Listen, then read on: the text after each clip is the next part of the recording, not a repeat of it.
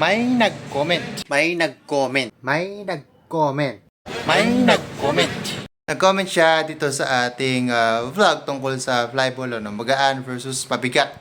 So, shoutout na rin kay Stanley Tia 2143. So, shoutout sa'yo, Stanley. At ang comment niya ay, can use English please? Stanley, I'm very sorry I can't speak in English straightly when I'm in vlogging. I can speak in English, but speaking in English while in vlogging, it's so hindi ko kaya. I can't. Maghanap ko na lang ibang vlog na merong English na ganyan. I'm very sorry for that.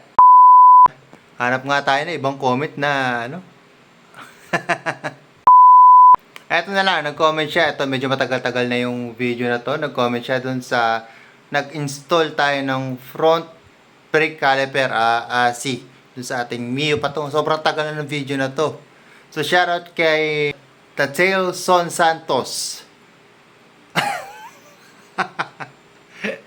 Now say como vem parar aqui salve Brazil. Brazil! Ano ba yan? Teka, hindi ko alam yung sabihin nito.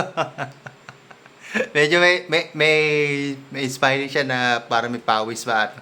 Hindi ko alam kung joke ito or hindi. Pero, alam si Google, meron tong translator sa mga comment pero hindi di lumabas dito. Baka wala kasi baka wala naman talaga tong ibig sabihin eh. Anyway, shoutout na lang kay Natailson Santos. So, di ko alam kung paano basahin yung pangalan mo kung taga Brazil ka pa talaga. Shoutout na lang sa'yo. Ito naman, nag-comment siya dun sa nag-review tayo. Baga short review lang to nung e-bike o e-trike na napahiram sa atin. Matagal na, mga 2 years ago rin yata to. Shoutout kay Dayan Febriana. Dayan Febriana 134. Shoutout sa'yo. At ang comment niya ay Mantap bro, kinapagapakihem bro.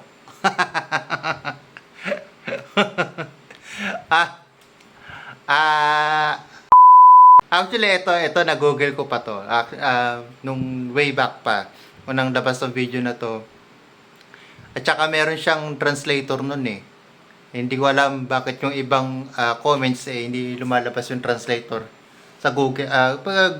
Translator siya by Google. Lumalabas siya sa ilalim ng comment mismo. So, doon medyo na padali para sa akin na intindihan yung mga comment na ganito. Si Dayan ay taga Indonesia.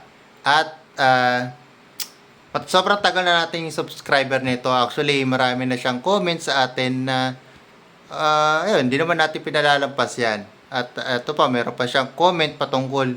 Ito, sobrang bago lang din. Sobrang bago lang din. Nag-comment din siya dun sa nagpalit tayo ng seat, upuan, yung seat cover din.